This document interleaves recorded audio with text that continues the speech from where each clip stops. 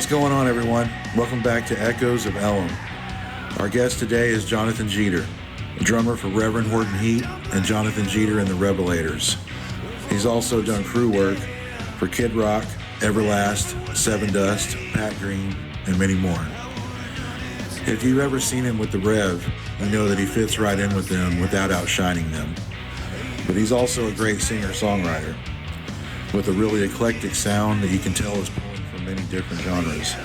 I've been excited to do this one for quite a while, so let's do this. What's up, dude? What up? Can you hear me okay? Yeah, can you hear me? Yeah, absolutely. Nice and clear. Cool. Hell yeah. Nice. What's up, man? Good to finally get some real FaceTime here and not just over Facebook. Yeah. I know it, man. I know it. Yeah, I've been out on the road for, I think about 2 weeks now on this run, and got about 2.5 more to go. I was going to ask you where you're at right now, where y'all are located or playing. I'm in Cape Cod right now. Wow, Cape Cod. Yeah, it's a little. It doesn't quite look like what I anticipated it to. But I did, since there's like Shark Fest or something going on in Discovery Channel right now, I was like, I found this app called Sharktivity, and so like it posts like all the great white sharks tagged around me right now, and it's like 15 of them in like the last day and a half. Wow. So Wow. I guess it's no coincidence that Jaws was filmed up here. I was just about to say Jaws filming. Yeah. You beat me to it. I was going to mention too, I was looking through some photos of yours, because I put together a little intro piece for each one of these. And whenever I was, combing through your photos, I noticed the background of one of them immediately. I was like, that's the Texas Chainsaw Massacre gas station, because I was wearing. Go ahead. Yeah. I was wearing the shirt today. Yeah. My wife and I, we've stayed the night there, like I think maybe 6 or 7 times now. We Very cool. love it. Yeah. Yeah, I like that place a lot. I kind of went nuts with it though. I scouted out like all the locations from anything that was made down there in Bastrop or Austin, and kind of went and found all that stuff. Yeah. Oh, very cool. But Jaws though, Cape Cod, wow, that's cool. I've never been able to go up and play like on the Northeast or anything like that, the coast like that. That's so cool. You're doing it. You're living it. It's an interesting part of the world for sure. It's not there's not the Texas hospitality that we're used to. Really, is that different? Yeah. Yeah, it's a different breed of people for sure. Wow. I usually start out by asking everybody if they might want to kind of talk a little bit about one of their first experiences or memorable experiences in Deep Ellum. Something that really inspired you, maybe one of the first bands you saw that really fired you up, made you want to, go down and do that same thing. Sure. Yeah, the first memory for me was I was 13 or 14, I think, and I don't know why my mom let me do this, but she let me get Weezer tickets they were on the Pinkerton tour, and she just dropped me and my buddy off like at 13, 14 years old, and we went into Deep Ellum Live and watched the show, and it was when you're younger, like it wasn't like going to see a show. It was like this magical experience that like you can't really put into words, like just the smell of stale beer and like watching, the crowd and the bands kicked all the ass, and I already knew that that's what I wanted to do, but that really sealed the deal for me. I remember seeing Silverchair down at, I think it was the Bomb Factory. Bomb Factory, yeah. I think it was when they had just released Frog Stomp. I was only like 15. I went with a friend of mine's older brother. He drove us down there. And I still remember, like you said, though, it wasn't like a lot of the shows I got used to later on. There was something magical about those first couple of ones. Yeah. Absolutely. Yeah. Absolutely. And then, it wasn't long after that I was playing down there. Right. um, you know, Orbit Room and Galaxy Club. They would do those Saturday afternoon matinee all ages shows, and so that was a staple for me. I mean, if I wasn't playing, I was definitely down there.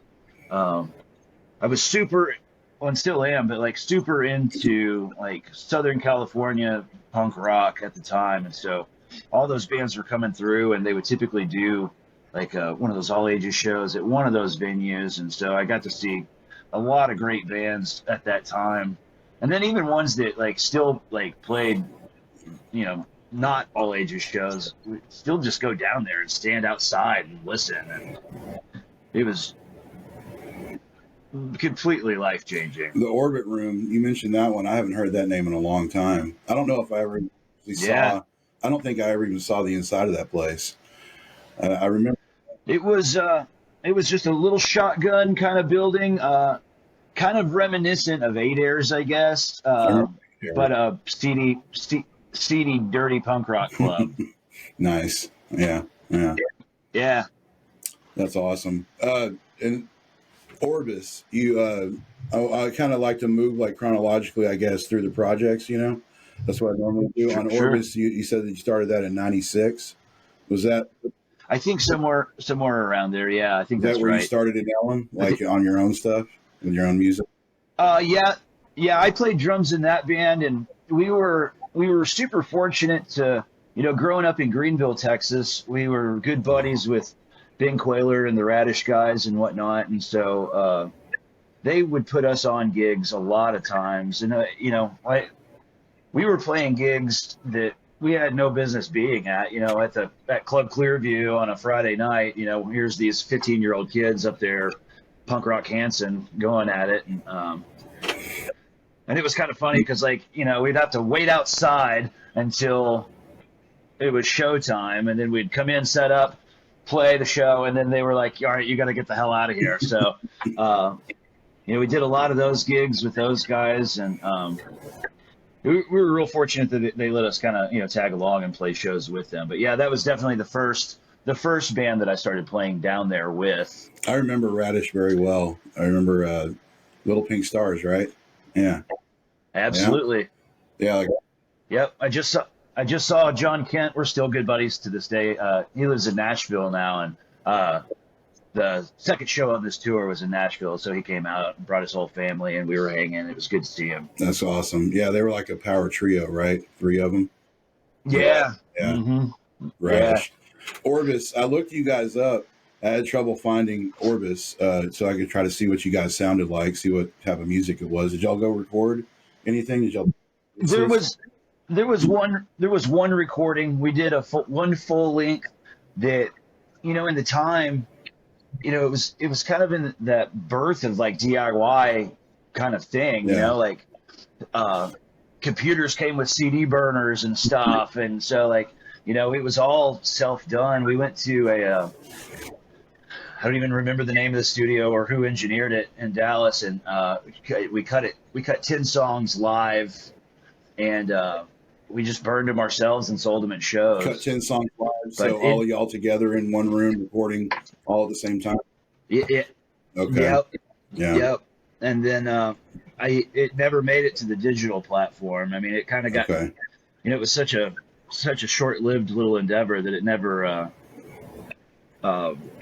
never made it to the digital platform. Maybe that's something I need to think about doing. I know you play a lot of different instruments. I see you sing and play guitar. You also play drums. What did you play in Orbis? I play drums in Drums in Orbis. Orbis. Okay. Would you say Yeah. drums like Yeah, your main? Sorry, I didn't mean to step on what you were saying there. I was just asking Oh, if no. drums are like, is that like your main? If you had, like, I guess for me, I'd say guitar is probably like, I played several different things, but guitar is probably my number one. If you had to pick one, what was your main?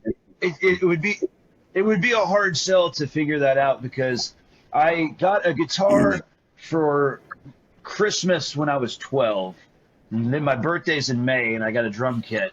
So 6 months apart, 5 months apart, I got both those instruments, and I kind of just went full in on both of them. And so, as of right now, drums is my bread and butter. I mean, that's my paycheck. But playing guitar, being a songwriter, that's my main passion, I guess you would say. Okay.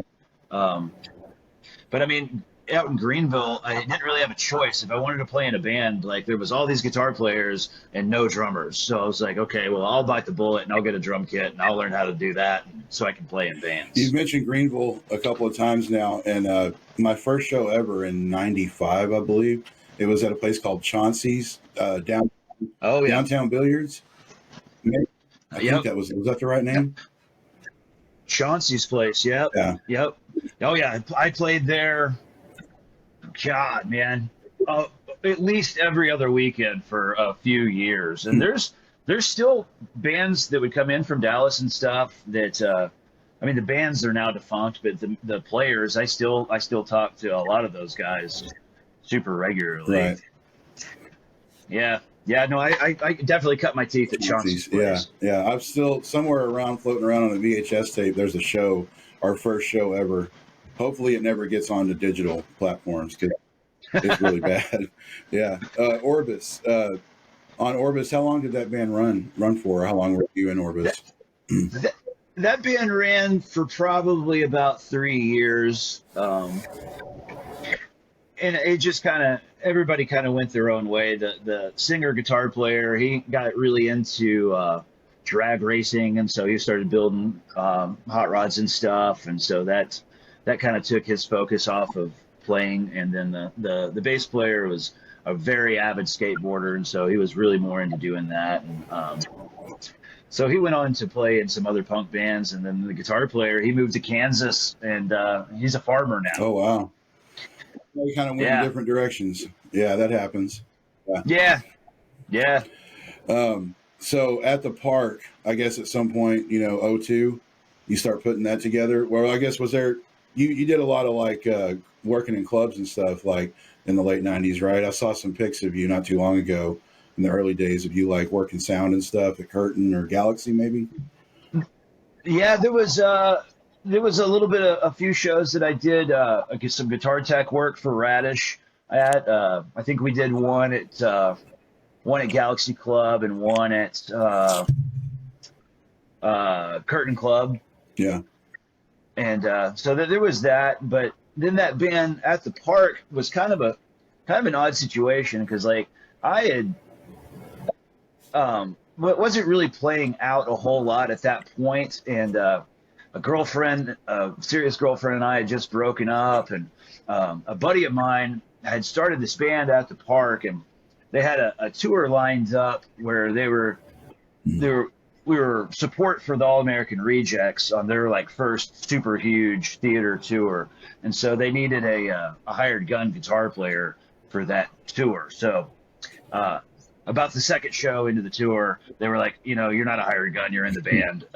So we were 20-year-old kids out on this major tour across the U.S. It was 7 weeks with All American Rejects, and it was when that first record was really slamming for them. So realistically, it was a bunch of 20-year-old kids out on the road trying to figure out what the hell we were doing out there. Oh, wow. That sounds really fun. It was a lot of fun, and it was definitely a learning experience. But we got out there, and there was 4 guys, including me, in the band, and we had a merch guy with us. And but we did the tour in a Suburban with no trailer. So 5 dudes, all the gear and all our luggage in a Suburban for 7 weeks across the country. Oh man. Yeah, and so I had to. There was no clear tour manager or anything on that trip, so I kind of took that as mine, and settled the shows and learned all about advancing, and kind of fell bass backwards really into kind of what would shape my whole job now, basically. Interesting. Just kind of fell into that by default because there wasn't anybody there at the time, to do like, exactly. All right, I'll step in. Interesting. Yeah, I mean, we're like in Phoenix, Arizona, and like no one else is doing it. So I'm like, okay, well, I got to do it, or we're not going to get to the next town. You know what I mean? Most band guys are real shy. Yeah, so that one of us has got to be like a talker, or a good people person. So Exactly. yeah. Exactly. Um, Yeah. yeah. On At the Park, what did you play in At the Park? What was your? I played lead guitar in that Cool. band. Okay. Yeah. So, And that one we played again Galaxy Club a handful of times after that tour, but then that band kind of went defunct as well. There was some personal issues with some of the guys, and so a lot of us left, and then the lead singer reformed the band, but kind of went a whole nother direction. It turned into like a more of a metal band, kind of like a Poison the Well type band after we left. oh wow. Okay. And yeah, and so it wasn't really a direction I was super interested in going either. So because we were like a I hate the term, but we were more like a pop punk band at that time, and that was the punk rock part of it was more my speed. Yeah.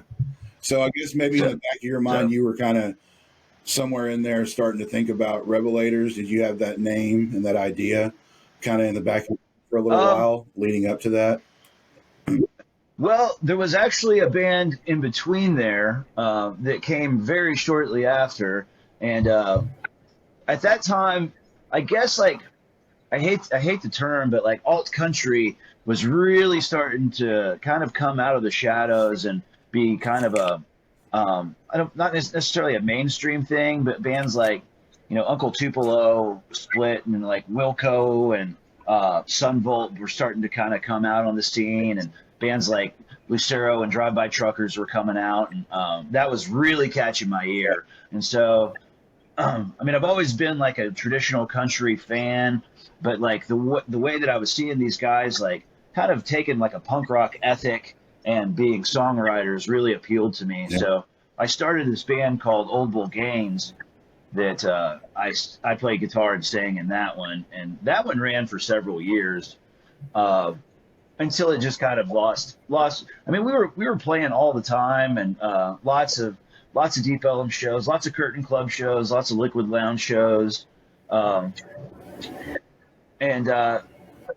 that one just kind of, it was just getting to the point where everybody had day jobs, and it was kind of pulling in different directions, and so that's when the Revelator thing kind of came into play right after that. So we played our last show, and then I think I was rehearsing with my new band like 2 weeks later. Okay.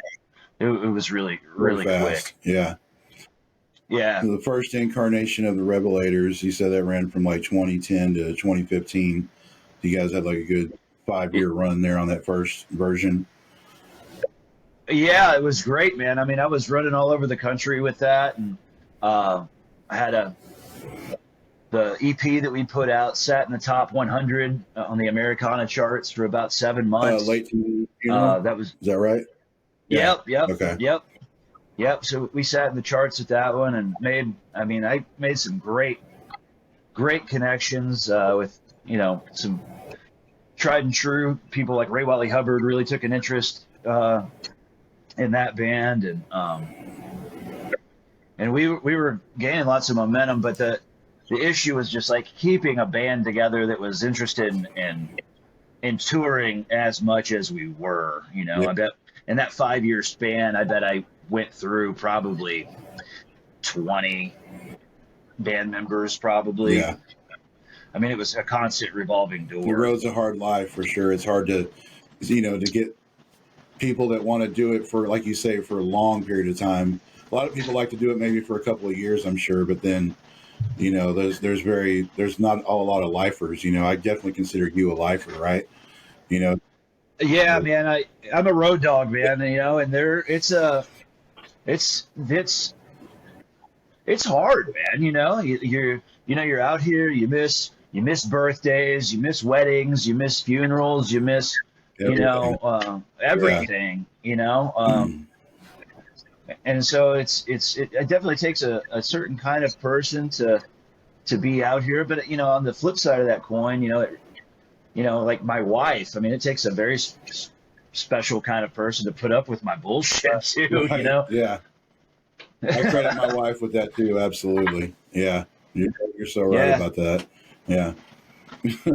Yeah. But we did a lot of great stuff with that band, and we got to open up for a lot of different people. And like I said, we played all the way. We never hit the West Coast very much, but from Colorado, all the Midwest up to New York. I mean, we ran that quite a bit. A lot around Texas. It kind of got lumped in with like the Texas country bands that, at the time that whole movement was kind of coming out too, and so we kind of got lumped in with that. And that's not exactly what we were. We were a rock and roll band with kind of a country tinge to it, but it was definitely a rock and roll band. But I would say so too. I was just listening to My Own Funeral, and there's a lot of other amateur video guys out there on YouTube that have caught y'all. Back then on some of those tours you're talking about. A lot of people that filmed y'all. They'll just get random show clips, and songs and stuff that I found on YouTube. And I definitely say, there's a lot of rock in there for sure. It's not just oh yeah, definitely. Yeah, no, definitely a rock and roll band, and that I think that was kind of like when the burnout eventually hit me was kind of due to that. Like, our agent was a Texas country booking agent, and our manager was really pushing because that was such a hot thing at the time, and it wasn't my vibe though. I mean, I had no intention of wanting to play country shows. Sure. I'm a rocker, man. No, I don't see anything wrong with that. Yeah, you wanted to keep it in that audience. Yeah, the rock audience. Yeah. Yeah, exactly. People that also dig like the metal stuff and the crossover kind of audience. Because country artists, I don't know, rock can be kind of a tricky thing, right? With the country audience, they don't really, Sure. Yeah, I mean, country's not really my bag. It's not really what I'm familiar with. Not that I have anything against it. It's just as far as my own personal taste and what I listen to. I'm not really knowledgeable. I'm way more knowledgeable in rock than I am in country, I guess I would say. Sure. Yeah. And it's kind of funny, like I'm hesitant to use the word snobbery, but I mean, it kind of comes across that way in the country crowd against kind of the rock dudes, because I mean, if you listen to any of like the top 40 country stuff now, it's basically a rock band with a twangy vocal in front. You know what I mean? Rocky. Yeah, modern country's got a lot of rock in it. Yeah. It's we did a gig. We opened for Eric Church at Sturgis a few years back, and I mean, that's a rock and roll band, man. Like there's like one guitar player is like playing a Telecaster through like a twin reverb, but like the other two are got Marshall half stacks, and it's huge big rock and drum kit, and a rock and roll band. I saw those Sturgis pics. I remember those pics specifically because they were epic. I remember one in specific where I think somebody was behind you and looking out towards the crowd in Sturgis, and you could see, I think, like all the stands behind the people, and maybe there was a Ferris wheel back there, maybe not, but I remember a lot of desert and stuff. But yeah, just that. Yeah, that was a cool pick though. That really stood out to me when you said Sturgis. I remember that. Yeah, I did one Sturgis. I guess it's been 2 years ago now. We opened for Kid Rock. Wow. And that was probably the hugest show I will ever play in my life. I had heard there was 90,000 people there that day. It was pretty wild. What that must have felt like. What a rush. I've never. Well, it was over just as quick as it started, Real quick. Yeah. Yeah. You just ended up at the time trying to just stay focused, especially with that many people watching. Good Lord. Yeah. That's amazing though. Kid Rock. Wow. Did you get to meet him? Did you get to like shake hands or anything? No, man. He, oddly enough, his tour manager used to tour manage Reverend Horton Heat back in the 90s. Oh. So, they've got like a closed backstage and stuff. They don't let anybody side stage while he's playing, but they let us, like, they tucked us over and to the side, and granted that we behaved and didn't get anybody's way, Yeah. but when it was showtime, the band started playing, and then, like, he hadn't even gotten there yet when the band started playing, and then he pulled up in an SUV, smoking weed the whole time, and, like, he already had his in-ears in, and the monitor guy handed him a microphone, and he, like, legit, it all happened so quick. He walked right by us, and then it was right into Kid Rock, and that whole thing. Yeah, it was pretty wild experience. That's awesome, dude. Kid Rock. You said I saw that you mentioned you did crew work for Seven Dust. Man, that's one of my personal favorites. I mean, back in the '90s, those guys were my jam. The first two records. I mean, I've listened to that countless times. Man, those guys are legends in my estimation. Yeah. They are a phenomenal group of people to work with.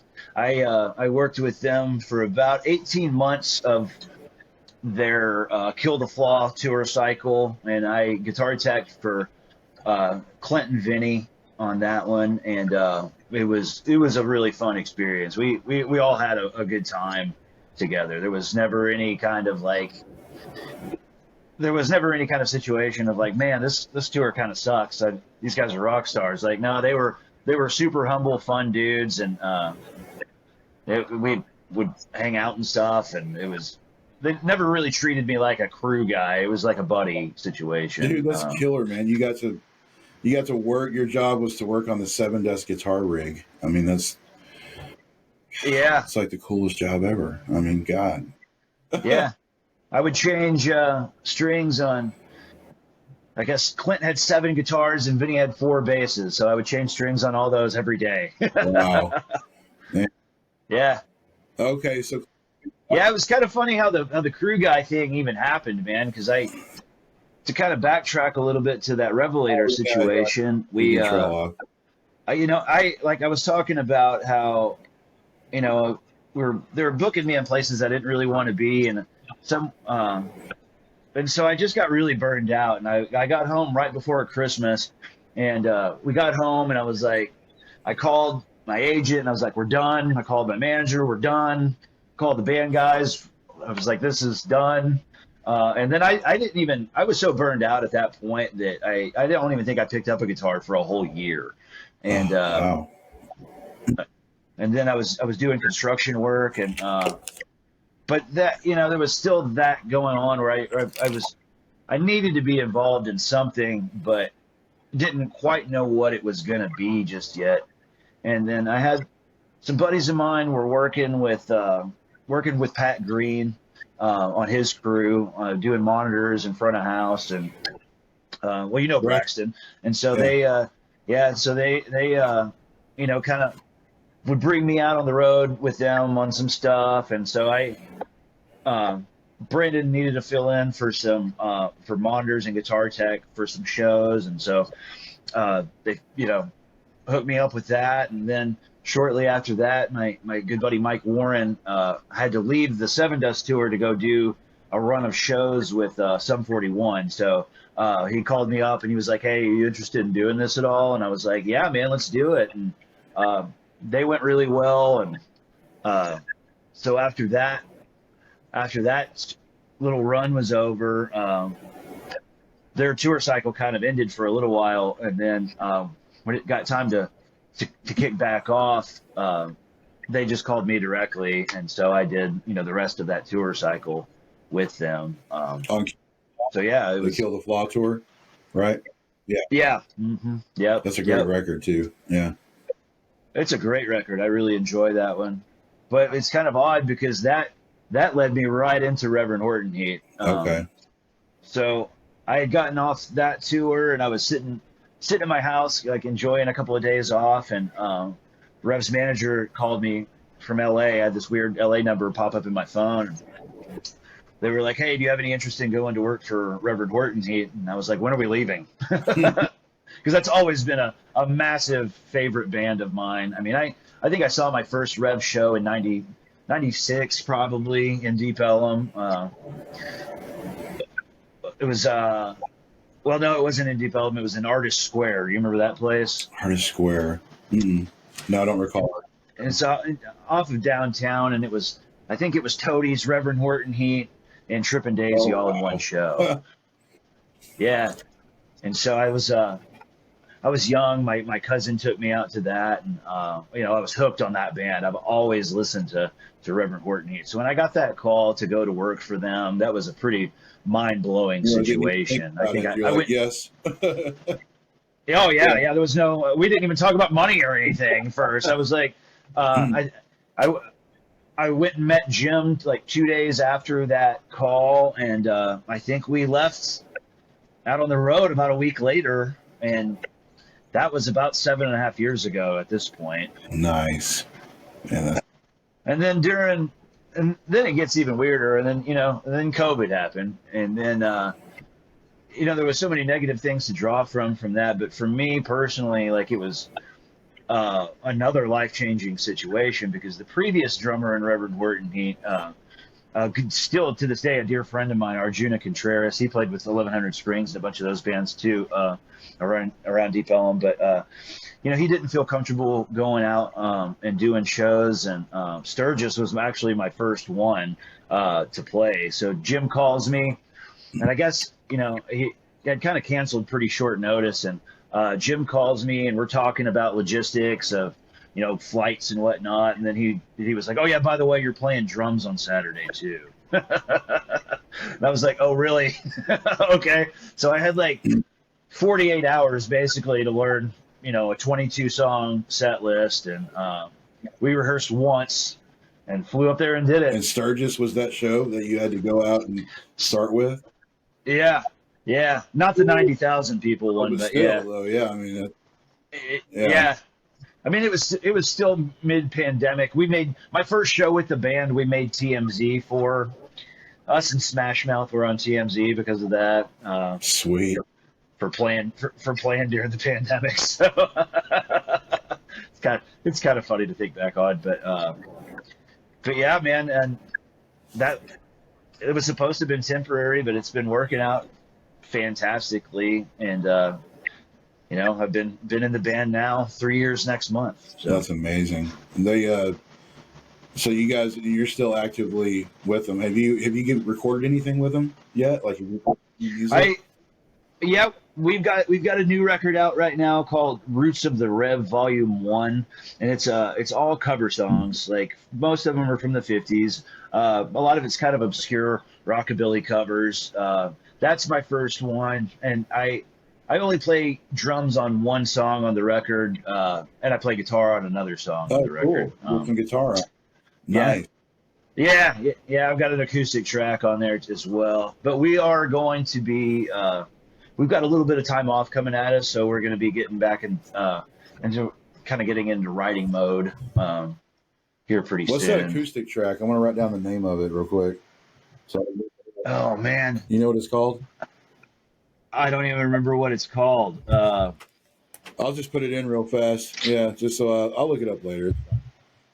Yeah, it's on Roots of the Rev, and if you look at it's got everybody listed on there. I can't even remember the name of the song. It's a deep cut. We obviously don't play that one live, and yeah. I love acoustic stuff, so that stood out to me. You mentioned Liquid Lounge earlier, and our acoustic show that my band did at Liquid popped in my head.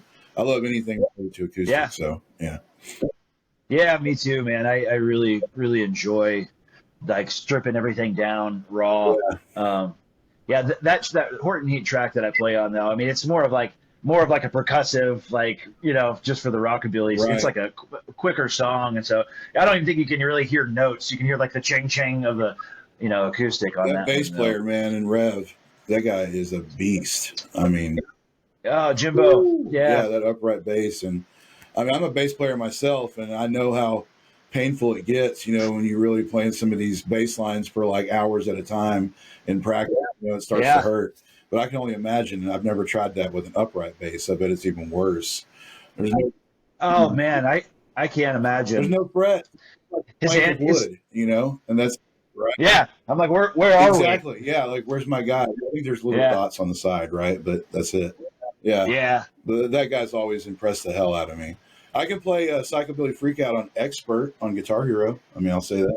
Nice. Yeah. I nailed that shit, dude. I nailed it. Yeah. Hell yeah. I'm going to play that song here in about 2 hours. Really? All right. Yeah. Okay, I was going to ask if you were with the Revelators or if you were with the Rev. Yeah. Yeah, I'm out with Rev right now. Rev. Yep. Okay, all right. You guys are supporting that release Yep. you're just talking about, right? Yep. Okay. Yep, we're out right now on a East Coast run, and we've got our good friends from Vegas, the Delta Bombers, out with us, killer band. Yeah, it's going great. Yeah, that's awesome. But to get back to the Revelators, we that was something that's always been, I'm always been a songwriter, and it was just kind of time for me to put something back together again, where I can kind of scratch that itch of kind of getting my music out to the world, whether it be more of a recording project or playing shows. And so I was talking with my buddy Brandon Callies about what I was wanting to do. And so we put a band together, and Brandon plays bass. A guy named Alex Martinez, who played around Deep Ellum in a band called Palomino for a long time, is on guitar. And then Garrett Chapman, who plays all around Deep Ellum in a band called Dog Company, is on guitar. And then the drummer his name is Sean Beiersdorfer, and he played in, do you remember that band Break Vegas at all? Yeah. They played around town a lot, and then I think they ended up turning into Mothership at some point. But, Okay. Stellar group of dudes. We played our first show together, a double wide on the 10th, June 10th, and it went great. It was well attended. It was really fun. So yeah, that thing's kind of coming together, man. It's kind of steamrolling, really. There's a lot of interest behind it, so I'm going to be kind of cramming that in between, my Rev tour life. You going from drummer to frontman, Yeah. That's interesting. Yeah, that's quite a switch. I got a friend that does that too. My buddy Jason. He's got one band where he's the drummer, and then the other one where he's got to be the singer. So that's an interesting flip flop there. Yeah, it is. It's a whole nother mindset. Like my take on playing drums with Reverend Horton Heat is, I had massive shoes to fill in this band. There's been some phenomenal drummers over the years in this band. Taz Bentley, Scott Chirilla, or RJ. I mean, they're just all phenomenal players. And my take on playing with this band was like, I wanted to kind of sit back a little bit and really, I play drums like a guitar player. You know what I mean? I try to dial back the fills and stuff, and let Jim. People bought tickets to see Jim play guitar. You know what I mean? And sing his songs, and not to see. Yeah, I don't want to step on that in any kind of way. And so we're having a really good time with it, and we're playing a bunch of Jimbo joke. He makes the joke that we're a rock and roll band like in the early days. So we're playing a lot of the old stuff from a lot of stuff from the first three records, the first three Sub Pop records that came out, and, which coincidentally, quick plug, that Sub Pop re-released all three of those records on vinyl. So it's been really fun to support those as well. Man, Sub Pop. I forgot that their first couple of releases were on that legendary list. Yeah. It's pretty crazy. And we just did a tour it's almost been a year ago, September or October, November of last year. We were out with Toadies.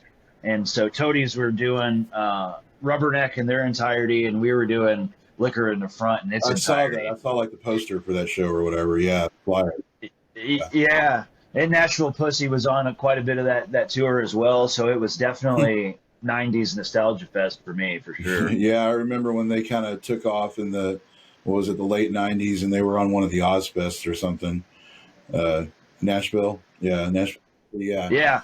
I remember, I think it was Ozfest 99 maybe. Anyway, yeah. But yeah, dude, I wanted to say on the Revelators, I was listening to Voodoo Woman and Barfly. I just wanted to say those two in particular. Barfly and Voodoo Woman, I really dig those two.